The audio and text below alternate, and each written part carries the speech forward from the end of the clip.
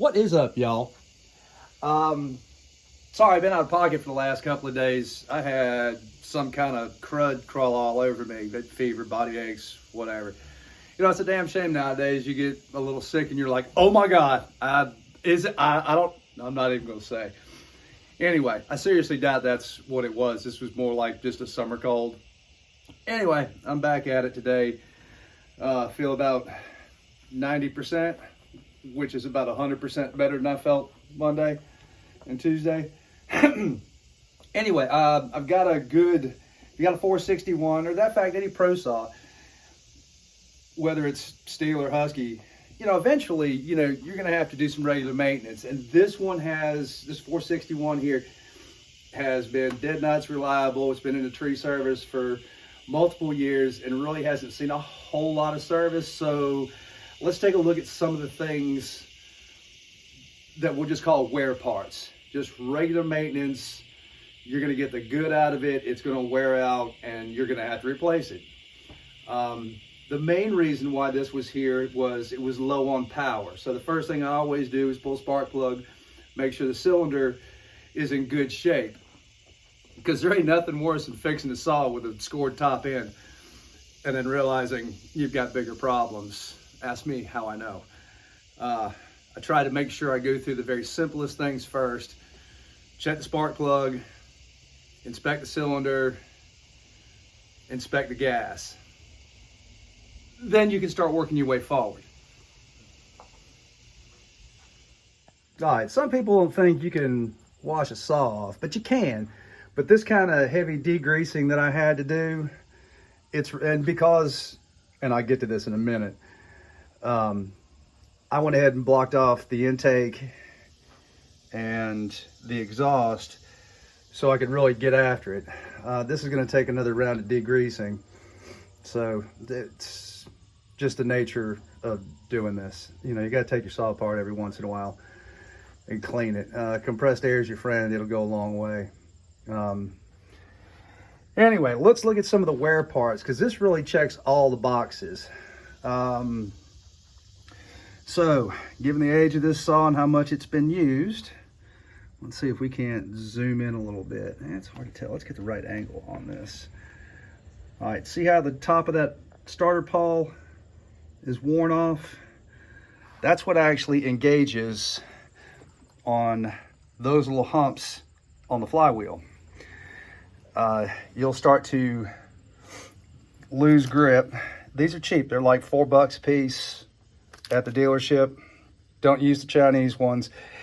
It's amazing. There's a million different grades of plastic, and not any old plastic is going to put up to the abuse and shock that these little pieces of plastic get. Obviously, we're going to put a new rope in here because, well, there's no rope. You can buy, and I'll zoom in. Those are just the old school, cheap, non-elasto start handles. I want to say these are like $4 or $5 a piece. And they're nice. And they last. Air filter. You can only get so much good out of these. So here's what I'm looking at. See, that's on the inside. This would mate to the filter base. And when you start getting dust on the inside, you just can't knock it out anymore and wash it. It's just, I know they're expensive. These are $25 plus at the dealership. But I mean, once you get the good out of it, once that loses its good seal with that base plate, you're going to have to. Here's another wear item. It's your rim sprocket.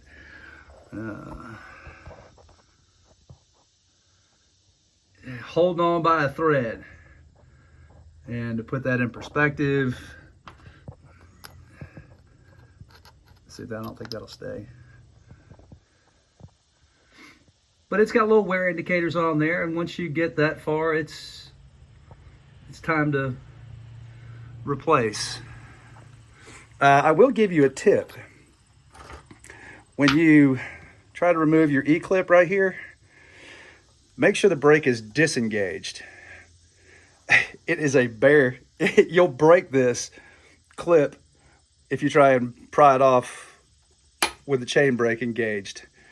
It just puts enough pressure on the back side of that where there's not enough for the clip to get over that little ledge right there. But the main reason why this was low on power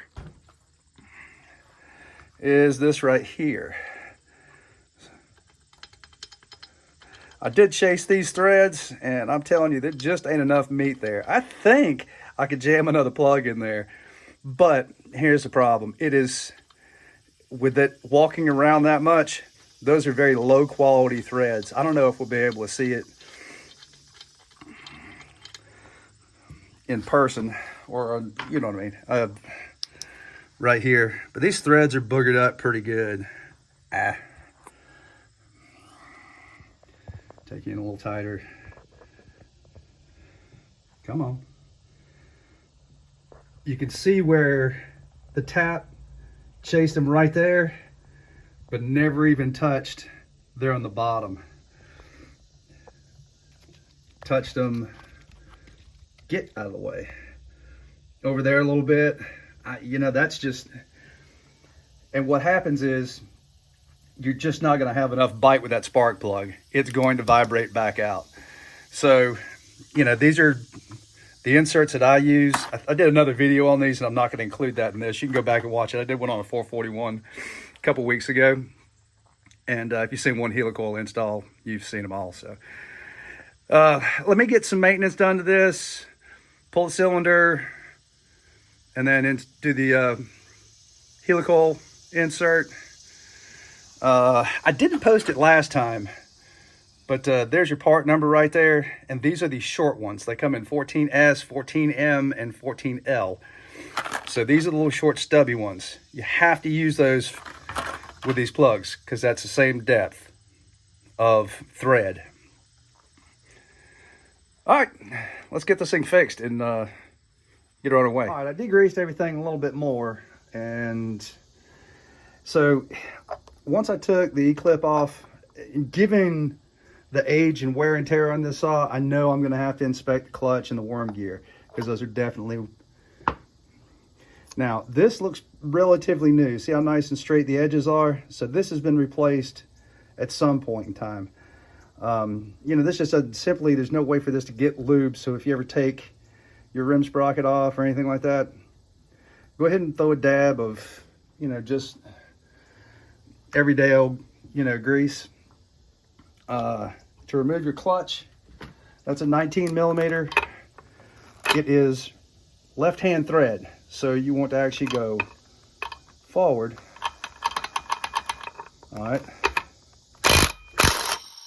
Don't use a heavy-duty impact. This is only like a 12-volt Makita.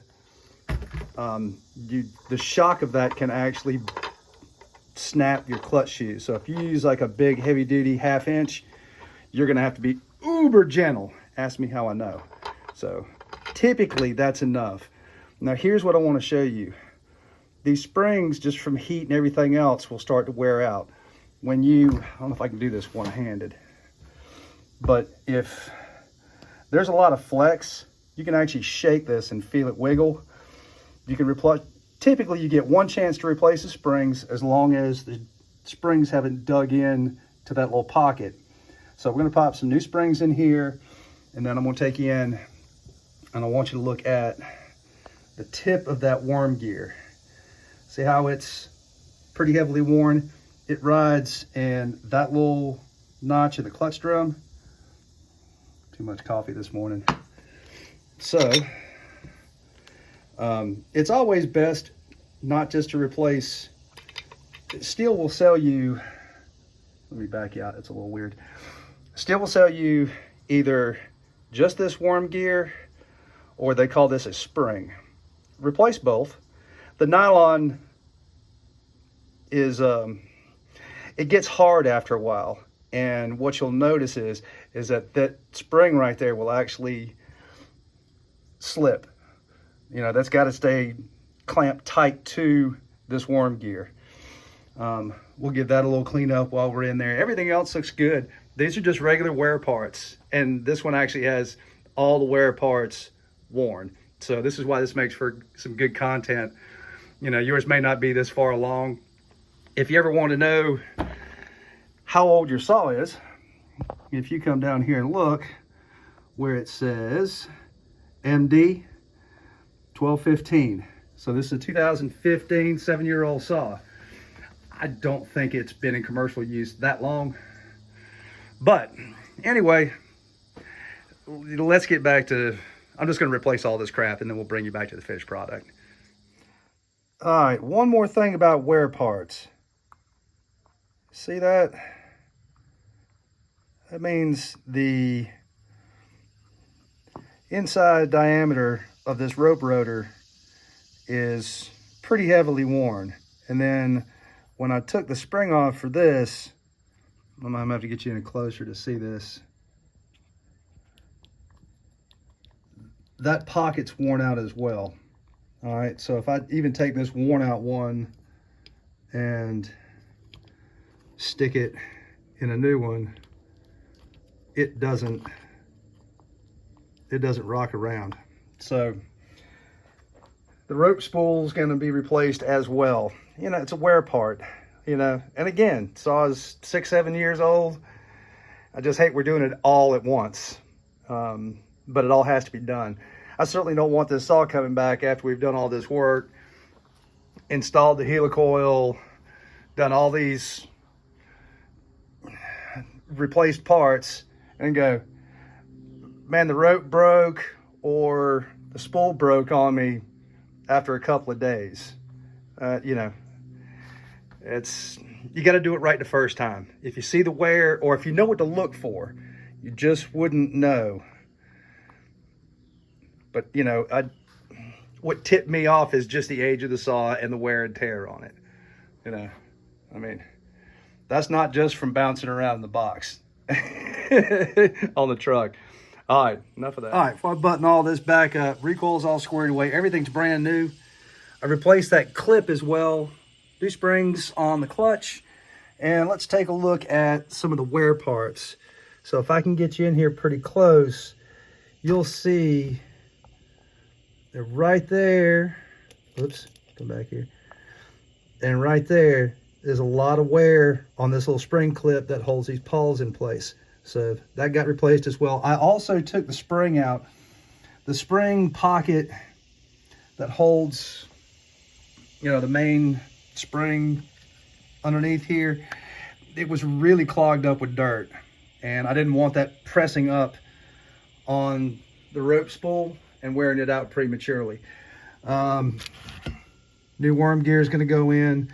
Here's those clutch springs, and you can see over time when they stretch and touch the clutch shoe that they wear something awful. So when one of these clutch springs breaks, your saw won't idle, because that clutch shoe will drag on the inside of the drum, and the saw doesn't have enough power for it to turn over with one of the clutch shoes dragging. There's not enough horsepower at idle. What you'll notice as these start to wear out, when these springs start to get weak, you'll notice your chain will surge. You know, you'll have your chain and it'll bump forward every time it hits a good lick. Taking a look inside, there's some type of blue mixed fuel in this tank. The piston looks good. Carbon looks good. Nothing out of the ordinary.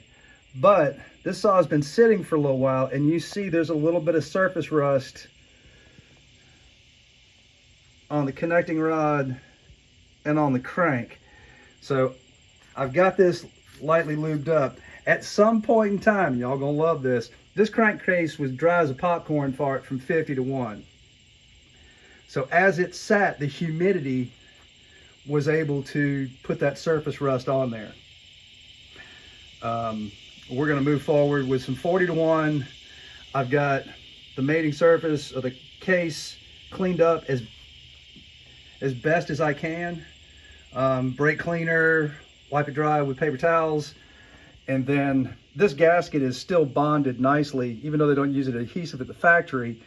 The rubber coated steel gasket, I was trying to pick it off and I'm like, nah, that's stuck like Chuck. So I only used gasket maker on here. You're not going to get another good seal out of this gasket. It's either a new gasket or use some salve. What I prefer to use is anaerobic. You can put a glop of this on the counter and come back in weeks and it never sets up until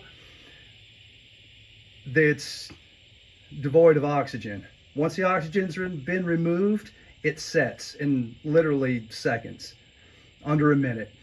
And as long as these mating surfaces, just like any other gasket maker, as long as the mating surfaces are super duper clean and there's no oil residue, I've never had a failure with this.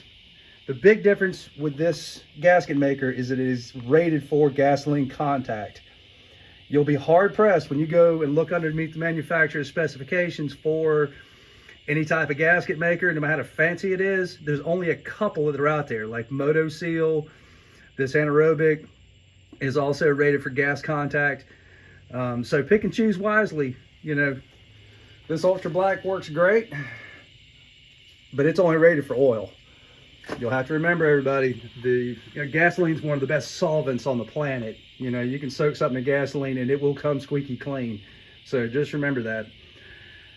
Okay, this got a little long-winded, but the saw needed a ton of love. But at today's replacement cost, $1,100 for a 462 or more plus tax is you got to throw some money at this and get it back into service. But anyway, you know, all the important stuff looks good, and we got all the wear parts fixed up. A spark plug that's going to stay in place now, and we should be off to the races. And there she is, like nothing happened. Everything's all serviced up. She's ready to go for another 30,000 miles.